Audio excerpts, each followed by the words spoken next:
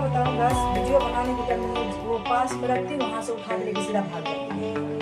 अब ये इसको थोड़ा सा भून लूँगी, उसके बाद डालूंगी इसमें दही।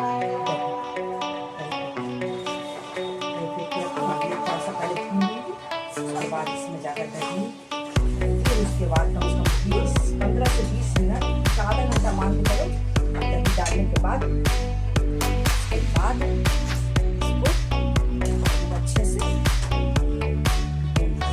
इसमें दही डाला भी, तो हल्दी मिर्ची धनिया नमक ये सब डाल दी और ये भुना जाएगा थोड़ा सा, तो इसका कच्चा चला जाएगा। उसके बाद इसमें दही